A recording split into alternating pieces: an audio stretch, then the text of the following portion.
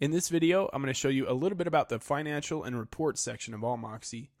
The report section is a really valuable tool to show you sales figures. You can view work schedule reports as well as delivery reports. You can also view a projection report to find out how you're doing and what's coming up for business. Let's dive into the financial section. So if you hover your mouse over the $ icon, you'll pull up the financial section. Here you can see there's time card management, a transaction list. You can export invoices, credit memos, and transaction for use with your financial software. You can view all invoices in your system, and you can also create a new credit memo. So let's look at one of these options. We'll go into time card management. Here you can see there's a date range at the top, so you can pick a start date. We'll go with there, and then an end date. We'll go with here. The next menu is for a list of your employees. So you can select any employee here and view their time card. So once you've got all of your options filled out, you can click Get Records, and that's going to show you a list of all of that employee's time punches for this date range.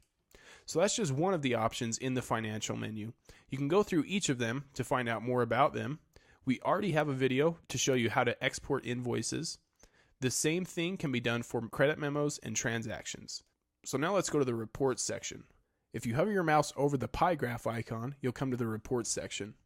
The first menu there is financial reports. So here you've got aging, invoices, employee time cards, purchase orders, and then you have sales reports. You can view sales by attribute, by export class, customer, and product. And you also have a transactions list. So let's go into one of these. Let's view sales by product. So here on the right side, you can see I've got a date range that I can fill out.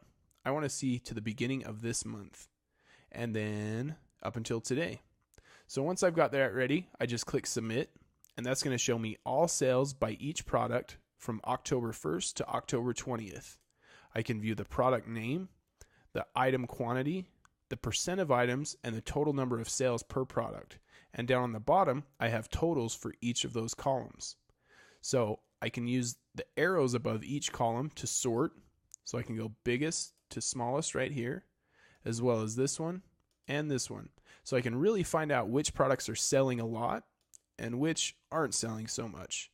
The last option you'll see on each reports page is an export as CSV button.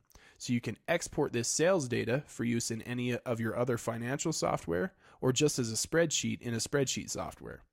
So let's go up to the report section again and go into production reports. So here you're going to see a production report, a status history report, a delivery report, employee productivity, process details, status volume, supplies in use, work summary, and a work schedule report. The delivery report is going to show you any job that is ready to be shipped out to your customers. If you go to the work schedule report, this is going to show you any job that's ready to go to the shop. So let's look at the managerial section.